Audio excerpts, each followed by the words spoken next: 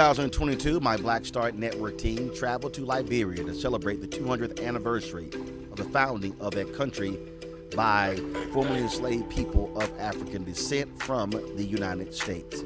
It was an amazing time. It was an opportunity for us to learn about the country, to see what has been going on in Liberia since the founding, but also since they had the devastating civil war that lasted 15 years.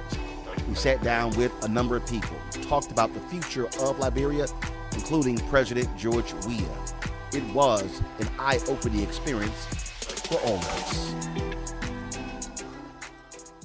President Weah, glad to sit down with you here in Liberia for your bicentennial. Martin, good to see you. Welcome to Liberia. Let's start off with this bicentennial. The focus is not on Liberian independence. It's on the first enslaved people from America, freed enslaved folks, formerly enslaved, who came to this country. What do you want to achieve with this year-long initiative? What I think is the entire history of our country, how the indigenous and the settlers came. I think what we try to do is to let our people know that we are one people, and to keep the peace of our country, to understand that this is our land, not a particular people. So the bicentennial brings us together to celebrate our history of how Liberia came to be one country and one people. So we want to celebrate the 200 years to make sure that we all have our liberty and with our respect and our dignity that we belongs in the country. And the reason we're doing this is because out of our past. We had a past that most of us felt that other people was not part of our society and they should not be governed. So we want to show that we all belong to the country. All of us can be leaders in the country, and we can live together in peace and harmony. And this is why we are celebrating the bicentennial, so people can have their right. Imagine you got a son that born abroad, and then he will be deemed as a foreigner. He can obtain a dual citizenship. That is wrong. A born Liberian, a Liberian is always a Liberian, no matter what you do. So we need to make sure that our people know that no matter where you are born with Liberian parents, you are Liberian. So we want to showcase and then celebrate our diversity. I think it's important for us. And this is why we are promoting the bicentennial, so people can come home and develop their country and have a place in their own home, and not to be to believe that they are marginalized, they are not accepted. So it's just a reunification, of our existence, and this is what we try to do. You talked about that unity. Let's say there's someone who has Liberian parents, but they were born in the United States, but they moved back here. Will you extend them the right to vote? Will you look at doing what Ghana and Sierra Leone is doing, is offering citizenship for African Americans and others? So what are some of the things that you're considering doing? What if you had a Liberian parent, you are born in either America or France, you're a citizen of the country. That's the first thing we have to recognize. We cannot alienate you because you were born in another country. Automatically you should be a citizen. So I'm promoting that a born Liberian is always a Liberian. So just like if I had parents and they were in the military and they were in Germany, even if I was born in Germany, I'm still an American citizen. Yeah, but you are a Liberian because you're born with a Liberian parents. Right. That's the point we're trying to raise. That's the point. Imagine my son, Timothy. He was not born in Liberia, but that's my son. Right. You understand? You were born in America, and he bear the American passport. How can a Timothy Weah, he plays for American national team, how can a Timothy Weah is not a Liberian? I don't think it's fair to our children, Our country, most people left here because of the Civil War. And they obtained citizenship everywhere, for greener pasture. But at the end of the day, they have to obtain a visa to come here or get their second passport. And some people are hiding their passports. You understand? You shouldn't be hiding. You should bear a Liberian passport and the country that you're from. I think it's the right thing to do. We talk about rights, human rights. That's their right, the right of their forebears. Your thoughts about extending citizenship to others in terms of wanting them to make Liberia home, again, similar to what Sierra Leone and Ghana has been doing? Yeah, we're trying to do so. And this is why we proposed the dual citizenship the other day. And I will hope that our people accept that, because it's important. It also builds our economy. Because when people feel at home and people believe that they have a place, they invest, And if you look at the world today, the United States and France, Europe, as you can say, a lot of people have immunity and they invest because they believe that it's their home. So they have huge investment and stay right there and invest. Let's just talk about what do you want to see in terms of a relationship specifically with African Americans? I mean, the reality is this is the only African nation where African Americans helped found the country. And I can tell you there are many African Americans who don't even know the story, don't even know the history. You have folks who came from Virginia, Mississippi, and North Carolina, and Ohio. And so with the celebration, are you looking at doing bicentennial celebrations in the United States to also galvanize the 1 million Liberians there and to teach others about this history? Well, I think what we did here, I mean, it can be a standard everywhere in our community, to make sure that people are joined together, for a common goal. And this is what, and we are doing it. Liberians are a way to understand that other people came here, for us to move on. And I think it is important for us to maintain the peace. The world today it is a global world. We all have to work together. We all have to be one people. You have to understand my culture so I can understand your culture. Mm-hmm. Remember, Martins, I'm a Liberian, but I live in Europe. I live in America. I was accepted by different race of people, the different color of people. So I'm the leader today, and the world can be a better place when we all join hands and we all unite. It doesn't matter your color, your creed, your religion, or whatever view. We have to live together. You mentioned investment. What was the last major investment into the country? I was told it's been several years. So what do you see as the struggle? What do you see as the block? What is it that you need to see happen here in order to make that a reality, to be able to provide economic opportunities, be able to provide jobs, building of skill set, building of education, allowing you to execute your plan when it comes to infrastructure?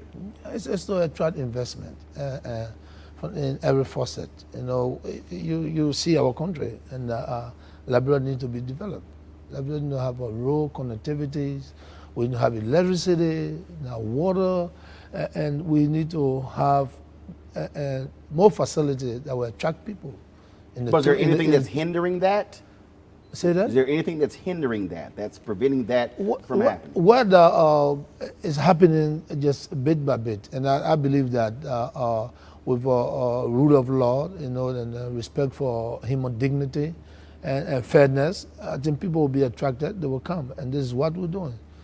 But we took charge already by making sure that we're building our roads and our infrastructure to make sure that it attract people, and that's the way we can build our economy.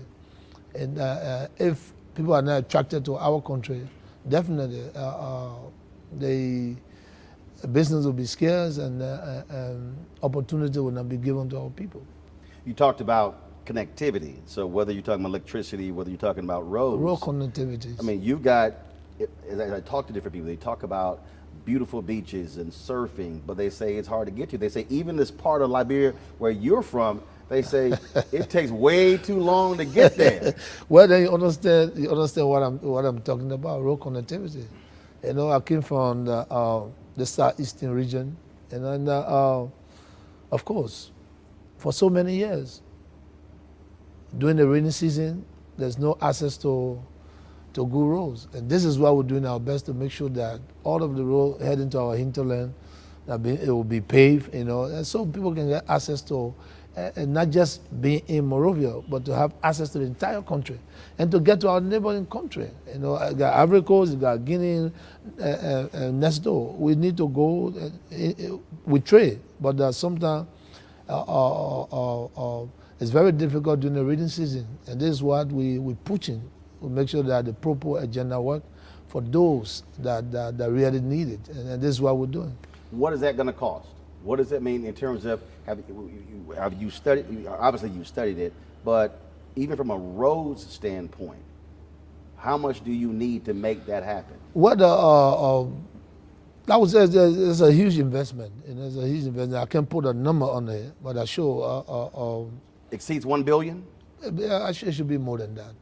For Liberia to be connected, it should be more than that. And we hope that our partners understands that and bring the companies, bring the resources, and help us to build this country. Let's talk about education, because I don't care where you go. That is a huge deal. You have a very young country. You talked about the war, average age being 19 years old. Also need to have skill set developed. And so what is your plan for this country educationally? What we have, we are doing our best to make sure that we promote the sector, educational sector. And Martin,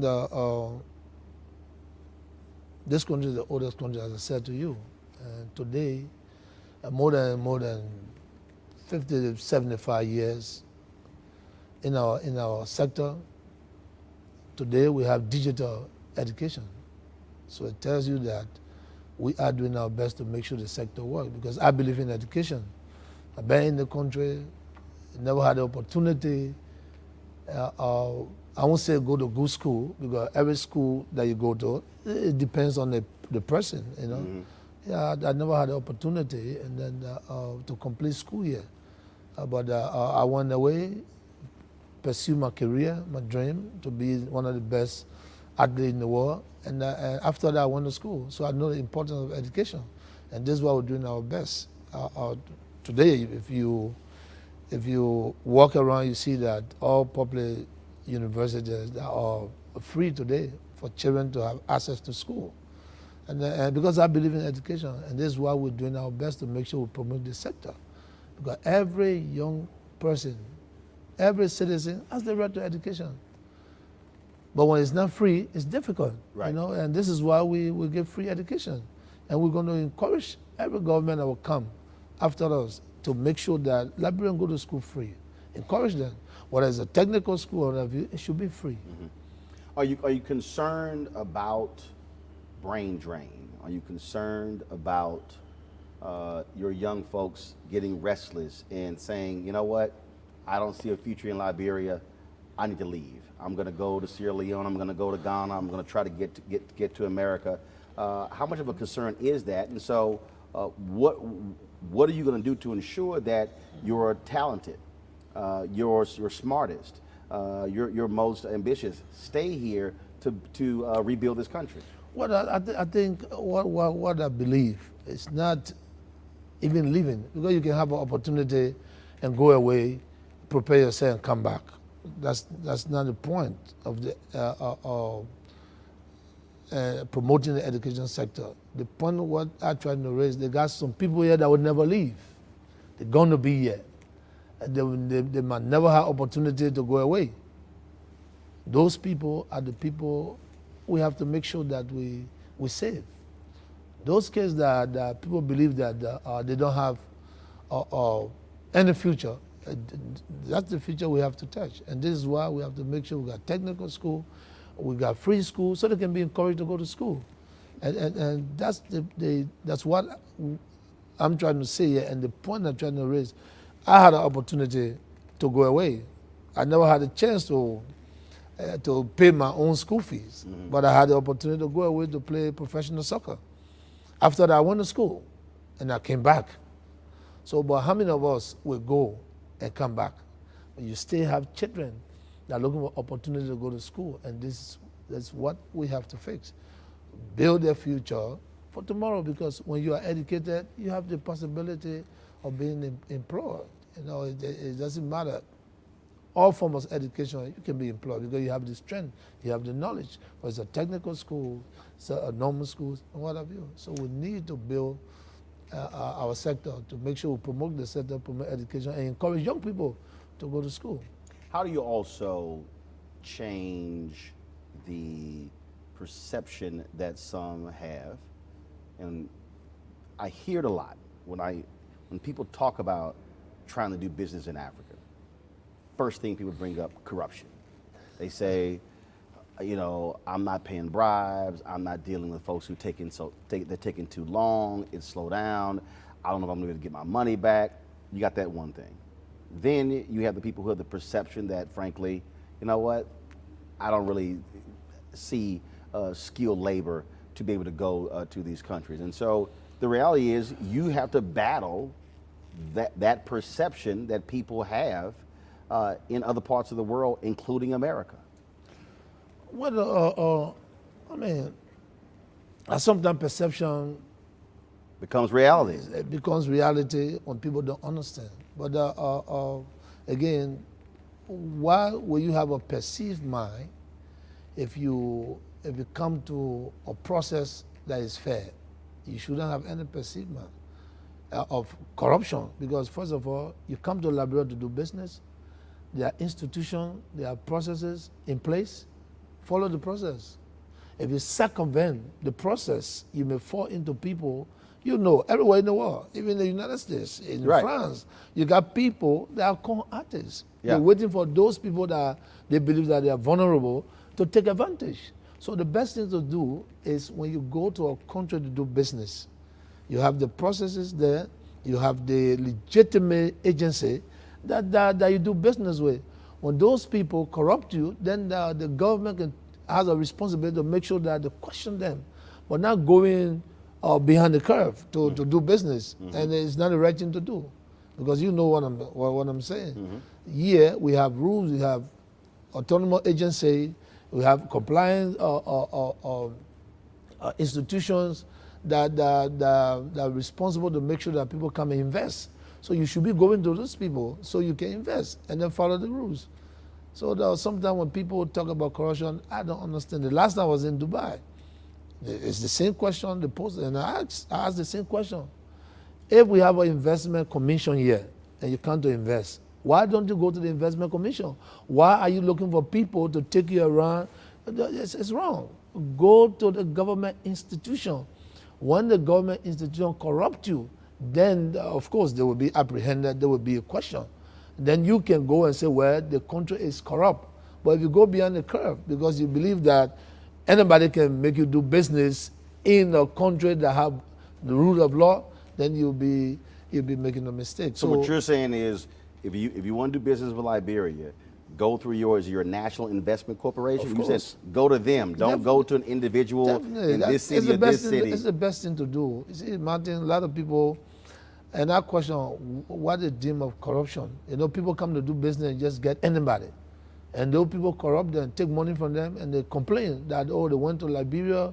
No, you went to Liberia and you found somebody, or you on the internet talking to people that con you, you understand, that deceive you and bring you into the country. And at the end of the day, you don't even see the authorities, and then you get frustrated. So those are the things. So coming to Liberia to invest, you have the bureau, the National Investment Commission. I show when you pass through those entity, and then the processes you follow it, and then you don't have reason to say that the country is corrupt. You understand? Because if you telling somebody corrupt. If you go beyond the curve, then you also, encouraging corruption. Right. So if you're an honest person, honesty have to prevail. Liberia is obviously an ally of the United States. Has been for quite some time. What more do you want to see from America? There are African Americans, there are Liberians in the United States, there are African Americans who say, hey, they can petition their members of Congress. You're going to be meeting here with members of the Congressional Black Caucus. What more do you want to see from the United States when it comes to helping rebuild and grow Liberia? What the question I want to ask you, if Americans believe that Liberia is developed? I'll answer it this way. I don't think a lot of Americans even know about Liberia. Okay, so that we need to. And then first of all, they still see Africa as a country versus a continent. So you see, so but those that we work with, which is the Congress people, they believe that they have done well. But look at our institution. We are partners.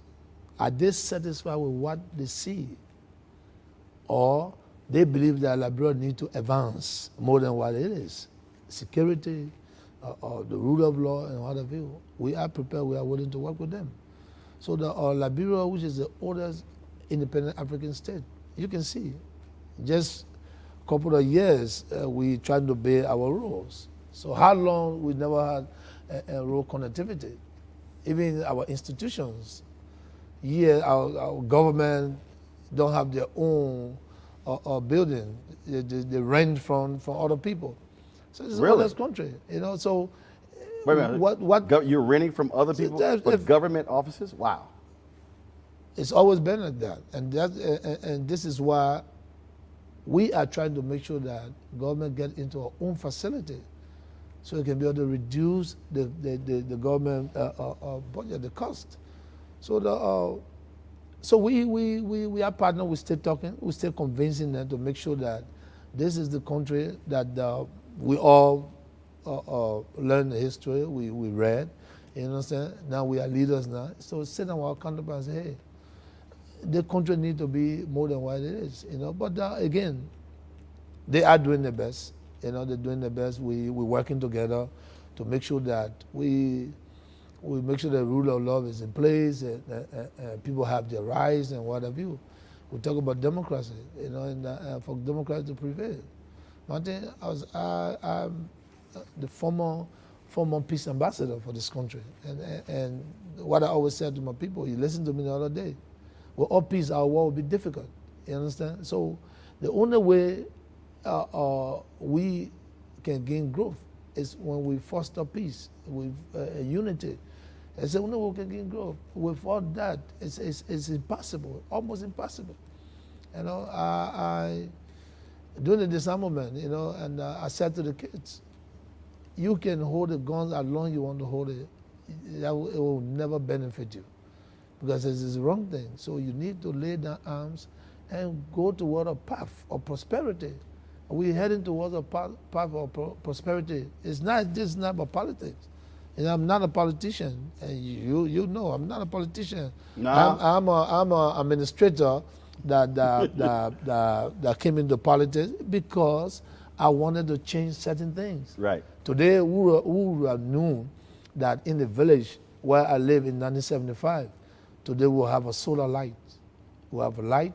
We have the huts being removed, and we build a free home for those people. And so, in every facet of our society, we want to see those things. We want to see change. We want to see change, where people can easily live in their homes and they can use even a bathroom without going outside. So these are the things we're doing. That's the proper agenda, is to awaken everybody, so we can be a light to face our institution, to build the life of our people, to encourage them, to even invest in the education sector in the rural area, because everybody has the responsibility to the growth of this country. We need to fight very hard. It's not just corruption and this. Some people are limited. We need to help those people that are limited. So, 50 years from now, 100 years from now, there's someone who is reading, the Liberian student, and they're reading, and they come across your name, what do you want them to say, not about what you did on the field? What do you want them to say 50 years from now about your presidency? What, as I always said, you know, when I live here, when my children, are in the society with those people that I lead, when they point the finger at them, they must say, wow, this boy, father, was a nice, a kind, and a good president. So they can live with them when I'm not here anymore. And this is why I'm doing everything to make sure that we help our people. So tomorrow nobody can point finger on my children and say, well, look at him. If father was here, he didn't do anything. So everything that I do, I want the society to see honesty and to see that we try to improve the lives of our people. You know, it's not about what I've done already on the field, you know, but I know when I live here, those honest people will see there will be a legacy, there will be a mark, and they were going to see that, wow, George Weah, everybody thought that he was never going to make it. Today, this is what we got. And I'm fighting hard, Martin. It's not an easy task, but I want to build this country for the time I'm here, you know. And it's all honesty, you know. This is my country. I live in the country. I ran the street of this country. Everywhere in the ghetto, you just name it. You understand? I went outside to promote the image of this country. During the war, I was from one refugee camp to another refugee camp. And this is why when I talk about peace, I know how they live in refugee camps. And I'm back here, and I'm the president. And that's why I ask every Liberian, it doesn't matter what you think, keep the peace of this country. There's no need to be boisterous. There's no need to be rude, be humble. Politicians or opposition, what have you, speak the language that will give you the opportunity to be leader in the future. So I want every Liberian, when I'm not here no more, it's not just for the praise, to see my mark. The legacy is being kept and left. And this is how I want to live. So tomorrow, it's not just going there to promote Africa in sports, you understand? But in my country. But today, you can see that every African know that when it was difficult, it was not just playing this, kicking the soccer ball around. It was the message that we gave, that we all can work together. There's no need to be racist. You know, we can work together. And this is a world of diversity. I have to know you, you have to know me. The things that you don't like, I have to make sure that I don't do the things you don't like. We can work together. And I was successful in doing that. And I want to do this in my country. Peace in Liberia is the best way. No peace is the wrong thing to do. So again, I'm honored to be here with you, to answer your question. But I think you should be coming. You should be coming often. Encourage people to come. This is a beautiful country. It is. Warm people, kind, hearted, and good people. In every society, you will see some. That's everywhere. Yeah, everywhere. But they are call it. And the good thing about it, like I said, I live in New York, Staten Island, live in Queens, I live in Miami, Fort Lauderdale.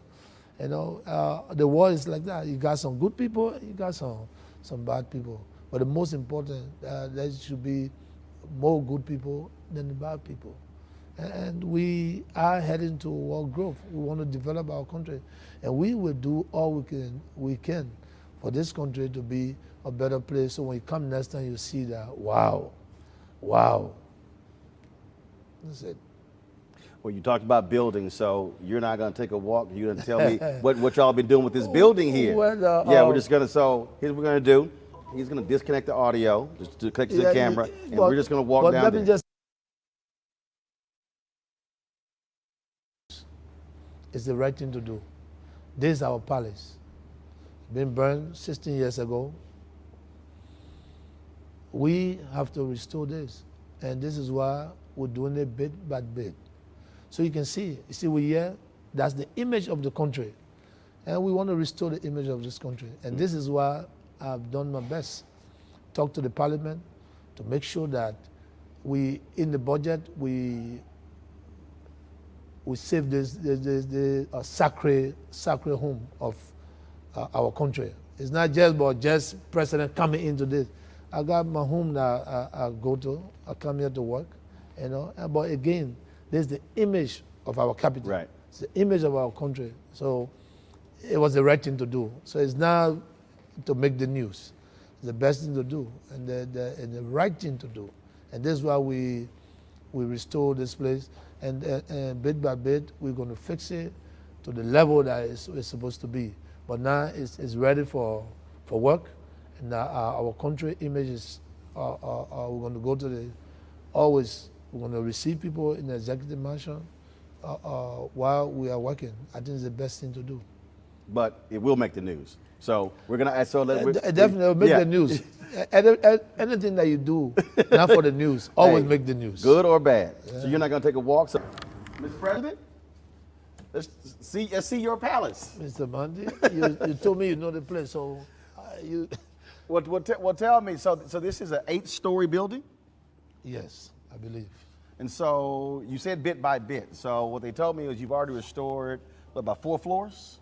Yeah, about two, 3 floors. And the yard, yeah, it's where you restore the image, see where people, there's the capital building is just next door, and the mansion is faced. Like everywhere it's faced here, they can complement each other. So you talk about growing up here. I mean, so this had to be the crown jewel yeah, for definitely. the country. Every child wanted to come here to see. I was born right next door, on Capitol Hill, Maternity Center, and I came here so many times. And I was lucky to visit the palace with 2 presidents. I had the opportunity to visit the place because I was the captain of the national team. So I'm always coming on behalf of the national team to speak to the leaders, you know what I'm saying? So I know what it was. It's a beautiful place. It's a nice place. And we just wanted to restore. Isn't this good? I got to admit, when we came here, to see the place, I'll tell you, when I stepped out here, it'll be a little hard for me to work with this view here, sitting out, because I probably would come out here and just look at the ocean the whole time. Well, your leisure time, you'll come here and just walk around. I mean, you de-stress. This is better than where we were at the foreign ministry. I think it's better. You know, this represent our country, and this is what we did. It represent our country. We all know the story, how and this building. But again, the question that I asked, 1 floor was burned, but the whole mansion was looted. Why? Is that love for country? I sure if that 1 floor that was burned, today we're going to fix that 1 floor, the whole mansion is going to be restored. You see, so I just trying to tell you, there are some people that don't care. We care, you know, because 1 floor got burned, but the entire mansion was looted. Nobody asked questions. You understand? But I think what we try to do is to continue to move on a peaceful path, and it's leadership, one after another. It's not to criticize anybody, but to continue where they left it, and then what we can do, and then after us, the next person come and take it from there. That's the best leadership style. You see, a smooth transition from one president to the next. That's it. You know, that's it. And we our partner with the Americans. We see how their democracy works. But there's other people that don't believe in that, and they cause trouble and chaos. You understand? The one who just left. Yes, I understand. You understand? so it's the society that we live. But again, the best thing to do is to keep telling people, look, this is the right thing to do. You know, say, to forcing and fighting. It's not the essence of life. Because when you destroy, there's no hope. Right. You know, when everything is okay, when you can dialogue, then you have a hope. You know, you can be what you want to be. You know, anybody can be somebody. You never know. How, that's what I said to my friends. I was here with you. I was in the street. I'm in the ghetto, born with parents that have great possibility, but I ended in the ghetto. But that's, my destiny was not tied into the ghetto. But maybe our experience to continue to see how things are. Now, when I decided to discipline myself, I saw myself somewhere else, opportunity, and today I'm here. But when you are alive, there's a lot of opportunity you can get. If you are no more, you're gone. So war and destabilization, all those things are not called for. Right. You know what I'm saying? I can be here tomorrow when I'm here. I can see what you do when you get there. And, you know, and maybe you need my advice. Then I can advise you to say, well, when I was there, that certain thing I did, and I could have achieved it, but I could not. But I think that's the best thing to do. So we leaders today, we can work tomorrow for the country, even as an agent of the country. You know, so we shouldn't see each other as just politicians. We family. We want family. Most of my friends that I grew up with in school, they are running against. Some of them ran against me. You understand? They ran against me. But that's the beauty of true democracy. You understand? I went to 2 elections, not 2005 and 2010. The first, I went as a head of the ticket. The second, and they put me out. And then the third, I stayed on the head. And today I'm here. 2005 was not my, how to call it, but again, what happened in 2005?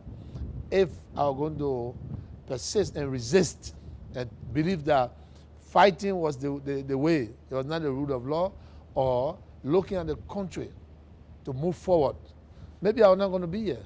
Maybe I'm not going to be here. But the fact that I could even accept to be peace ambassador of what happened in the previous elections, since I had to call it today, I'm the president. So you can see that when the peace, the prosperity, you understand? So I want everybody to understand when I talk about peace, because it's important. It's important.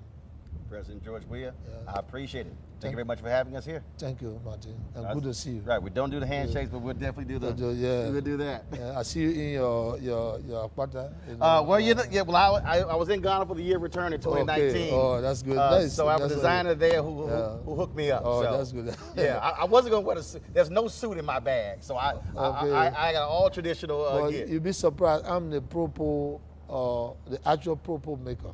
I brought the style in the propos. Oh, I know. No, they made sure that I go back with several outfits. That's it. Propos, how you call it? Propos. Propos. Yeah.